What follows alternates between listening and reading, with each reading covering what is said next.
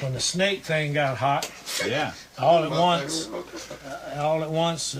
people wanting the interviews, and boy, old Marvin Norcross was sending me around to television stations. Shoot, nobody ever wanted to talk to me before then, and we were doing. I don't know where the hotel or motel, I guess you call it, is, but it wrapped around kind of like this table is, and in the middle was a big like garden and a swimming pool, and all the people at the singing was down there, and groups was down there, and everybody was around the pools during the day. Radio station called me and said, we'd like to get an interview. And I said, well, you know, we're in a bus. I don't know how I get. Oh, no. Said, we'll send our best interviewer. We sent Pat Devine over there and said, our best interviewer, we'll come to you. What room are you in? I said, 113, whatever I was in.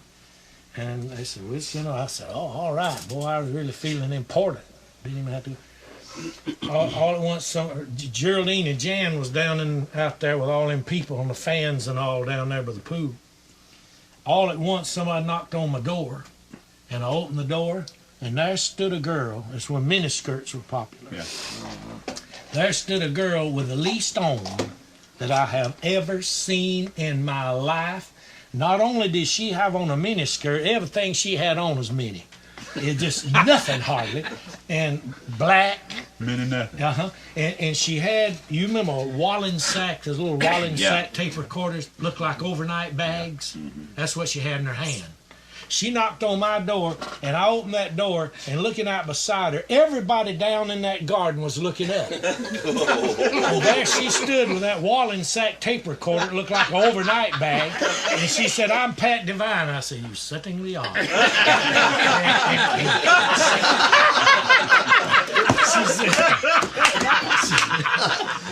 She said, and look, I just stood there like an idiot. I didn't know what to do.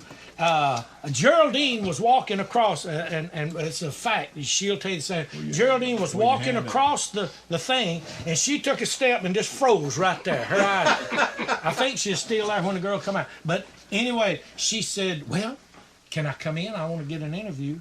I said, yes, that'll be fine. I said, do you think it would be probably more comfortable down in the garden? She said, oh, no, it's too hot. I said, yeah, it's going to get hot in here. So she come in there and sit down. She said, how you like, before she even undone her tape recorder, she said, how you like my new dress? I thought to myself, don't tell us what you thought. You forgot it, honey. That's the longest time I ever spent anywhere in my life. Now, you know how my girls are. Boy, they're above board. There ain't no foolishness going on with them. And I'm sitting in there. I know what everybody out there's got to be thinking. And I'm sitting in there, and she's interviewing. Right. She's interviewing, and she keeps on and on and on. And she said, how long have y'all been in it? And I told her. She said, well, I know as gospel music people go, she said, staying a long time. How long you plan on being in it? I thought, probably 30 more minutes.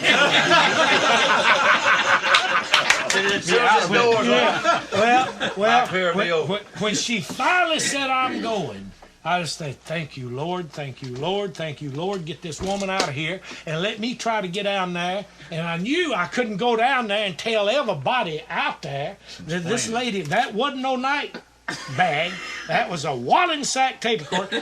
She walked out the door, and she took I let her get about 5 steps, and I said, thanks a man, you Miss Devine, for bringing your little Wallen sack tape recorder and recording me.